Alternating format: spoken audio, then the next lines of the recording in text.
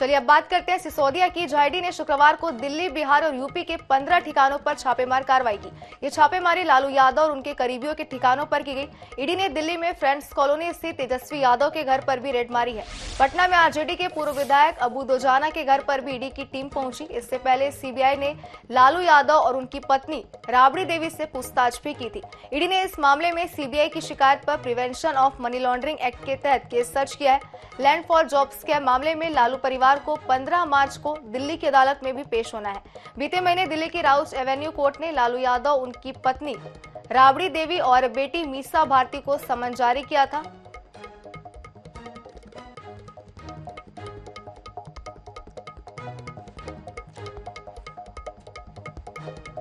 तो बता दें आपको, मामला 14 साल पुराना है, जब केंद्र में यूपीए की सरकार थी और लालू यादव रेल मंत्री थे। इस मामले में पिछले साल 18 मई को सीबीआई ने केस दर्ज किया था।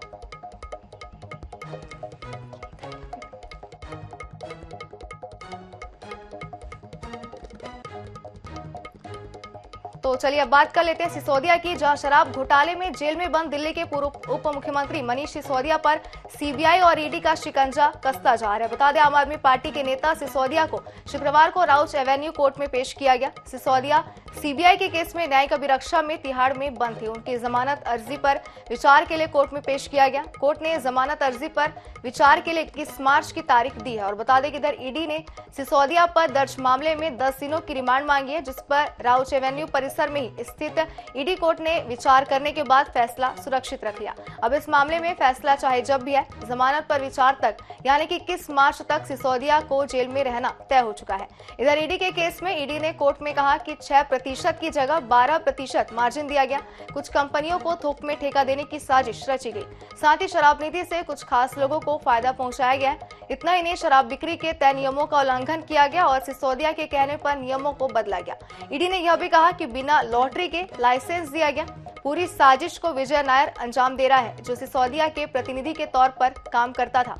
कोर्ट में ईडी ने कहा कि सिसोदिया जांच में सहयोग नहीं कर रहे हैं। केजरीवाल के इशारे पर डील हुई है और नायर ने कविता से कहा था कि रुपए चाहिए। प्रमाण के रूप में कविता और विजय नायर के बीच व्हाट्सएप चैट है। ईडी ने पूछताछ के लिए सिसोदिया को रिमांड पर सौंपने का आग्रह भी किया है। दूसरी तरफ कोर्ट में सिसोदिया के वकील ने कहा कि एलजी को शराब नीति की जानकारी थी। शराब नीति एलजी के पास भेजी गई थी। एलजी ने फाइल देखने के बाद मंजूरी दी। सिसोदिया को कोई पैसा नहीं मिला। ईडी ने अपनी धारणा के आधार पर गिरफ्तारी की है। सिसोदिया के एक भी पैसा गया हो तो ईडी बताए।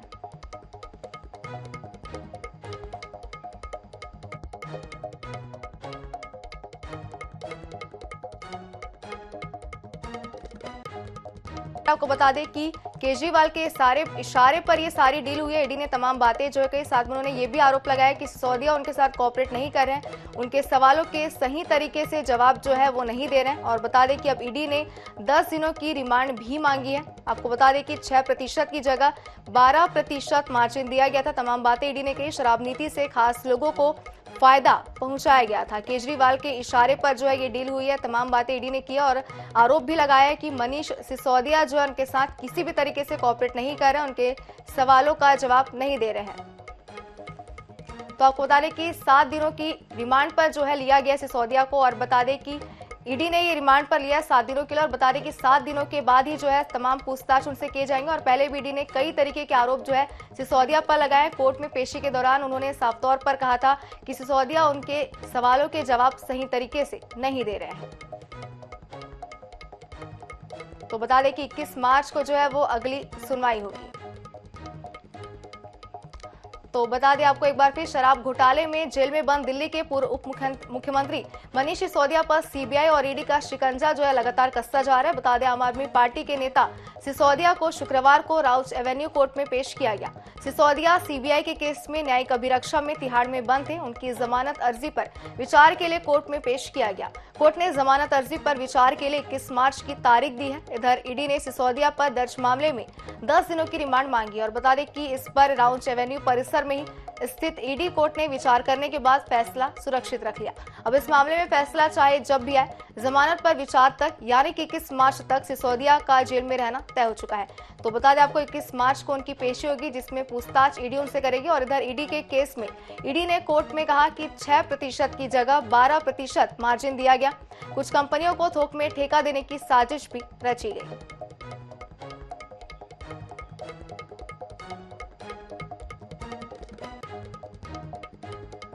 तो बता दें ईडी ने यह भी कहा कि बिना लॉटरी के लाइसेंस दिया गया। पूरी साजिश को विजय नायर अंजाम दे रहा था, जो सिसोदिया के प्रतिनिधि के तौर पर काम करता था।